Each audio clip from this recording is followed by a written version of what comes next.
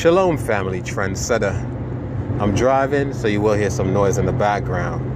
Now family, I kid you not, I've been trying to do a part 2 of this pretty much breakdown of the New Testament Messiah being a false prophet.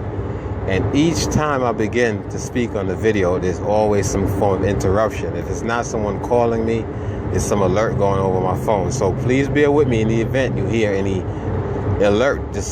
Just decide to just go off, because see, the enemy is trying to stop this information from bringing forth.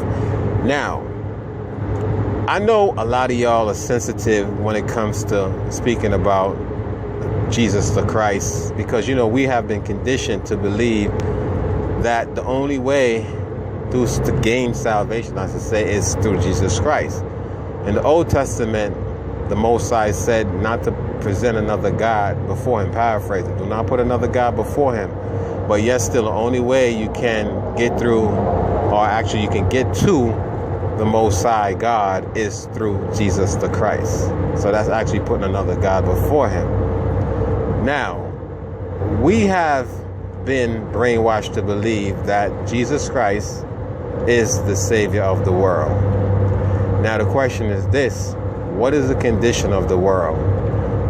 At this point, right, in our lives, family, the world definitely needs a Savior. So when is he actually going to come and save us from this tribulation that we have been going through for black people for over centuries, but I would say for the last 400 years we have been in bondage. So exactly who is Jesus saving? Because we are still under bondage and persecution from the so-called you-know-who. So exactly who is Jesus for? Is he here for so-called black folks, or is he here for the white man?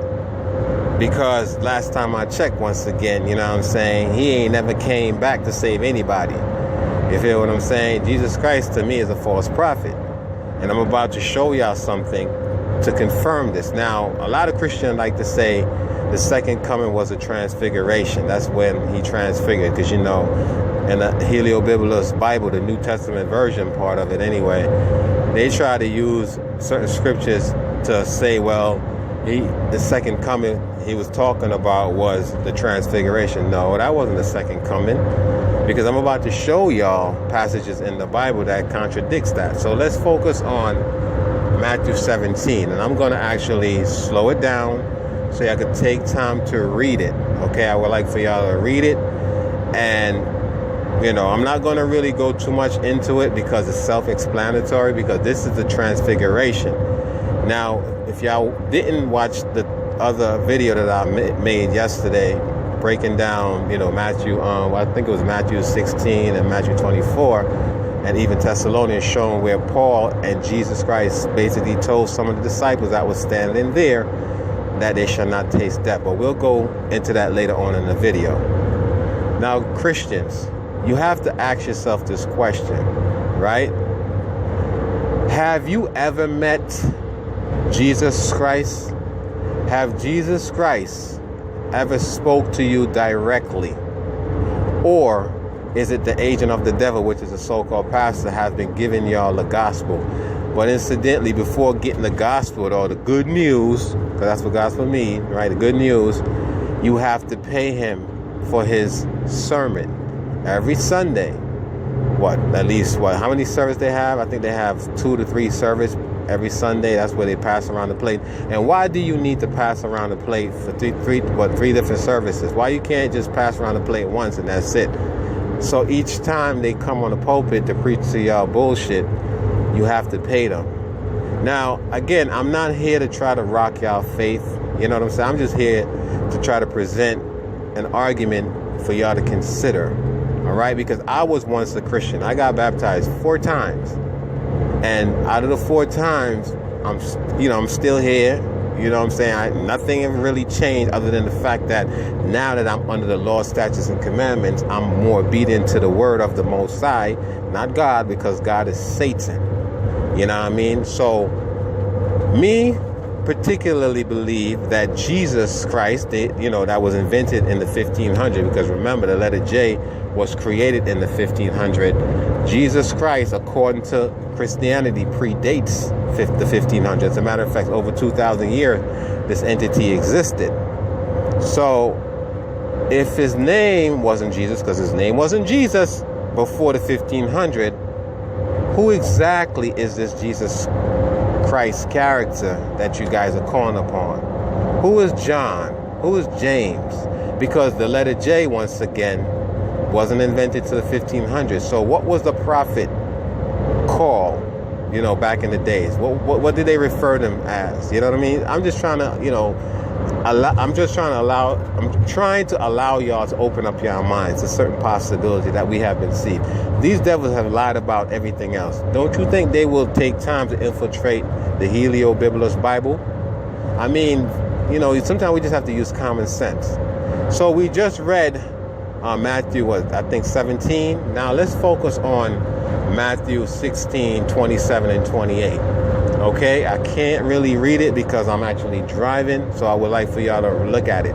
Now, does this matches up with the transfiguration? When you read, let's say for example, the 28th verse in Matthew 16, does that convince y'all that Matthew 17 was talking about the transfiguration, or this is two different accounts? In other words, Jesus Christ is prophesying that verily I say unto you, and I'm paraphrasing, there shall some stand here, I think that's what it says, which shall not taste death, till they see the Son of Man coming in his kingdom. Now, this is what they're trying to say. Matthew 16, 28 is talking about, actually it's the same thing as Matthew 17. It's not. And I'm going to prove to y'all, because in Matthew 24, it says something totally different that contradicts Matthew 17. You know what I'm saying? I showed y'all in the video yesterday where Paul basically stated that he was referring to whoever he was talking to, shall not also taste death, paraphrasing, until the Son of Man come, and they get caught up in the clouds or some shit like that with angels or whatever. You know what I'm saying? So I want y'all to understand, family, that, we have been deceived. And the agents of the devil, which is the so-called pastor, is the one in charge of this. The Most High power, or God, if you will, the true God of Abraham, Isaac, and Jacob, is not dealing with us right now because we are under judgment. We're under punishment. We're like spiritual beings, cast away from the Most High, put here on this plane, this earth, as a form of punishment. And until we get it right, we're going to remain here. So now we see Matthew 24. Now, if you read Matthew 24, this doesn't have anything to do with Matthew 17. You feel what I'm saying? Because if you read it, and again, I'm paraphrasing because I'm driving, this, I think 34 says, verily I say unto you, this generation shall not pass. So who was he talking to? What generation? You can't say it's future generation 2019, because no, he was talking to whoever he was speaking to at that moment in time, because they came to him and they asked him a question. This is how he replied. And even in 35, it says, heaven and earth shall not pass. What is that? No, actually I think it said heaven and earth shall pass away, but my word shall not pass away. So what does that mean to you? What does that mean, his word shall not pass away? Family, I would like for y'all to rewatch this video, as well as the one that I made yesterday. Focus on Matthew 17. And then I would like for y'all to focus on Matthew, I believe it's 16, 27 and 28. And then I want y'all to focus on Matthew 24 from the 33rd verse to the 35th verse. And I want y'all to understand, family, that we have been deceived. They have infiltrated this Bible in so many ways that it is so hard for us to even really and truly understand the depth of the deception. So I'm not here once again to rock your faith. I'm just here to prove to y'all that this Jesus Christ character is not who you think he is. Okay? He's a deceiver. Blonde hair, blue eye. Who does that remind you of? Family, it's time for y'all to wake up and come out of her. And with that, family, I'm going to say shalom, a special shalom to all my subscribers.